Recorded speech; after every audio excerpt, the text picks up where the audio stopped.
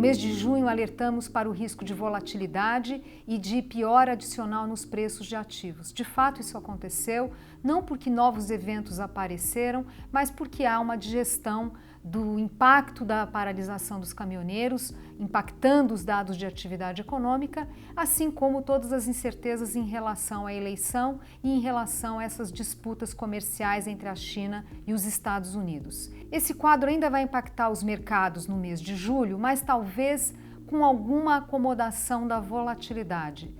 Nós não vemos uma postura preocupada do Banco Central em relação à política monetária. O Banco Central não está com o dedo no gatilho para subir juros e as próprias falas de membros do Fed, o Banco Central americano, não têm sido no sentido de ter uma política monetária agressiva nos Estados Unidos.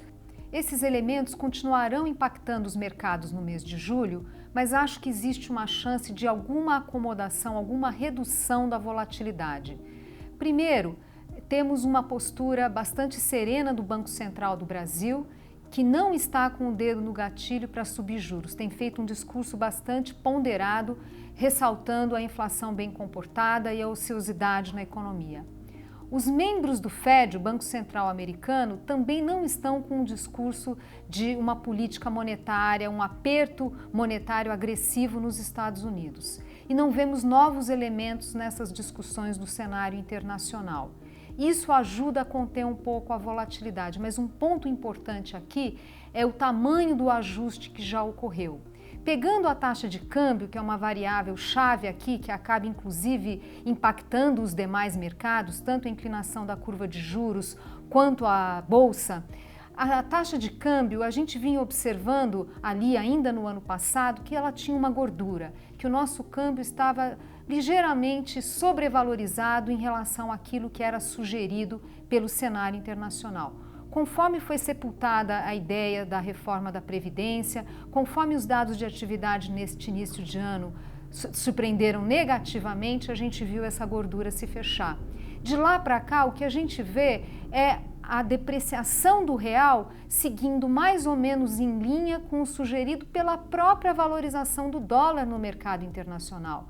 Claro que o real é uma moeda mais volátil e, portanto, os movimentos aqui são mais intensos. Temos visto, por um lado, uma inflação nos Estados Unidos bem comportada e, por outro, temos reação das autoridades chinesas em relação à desaceleração que aconteceu nos últimos meses, que acabou impactando o comércio mundial, que acabou impactando países que têm laços comerciais com a China. Isso faz a moeda americana valorizar.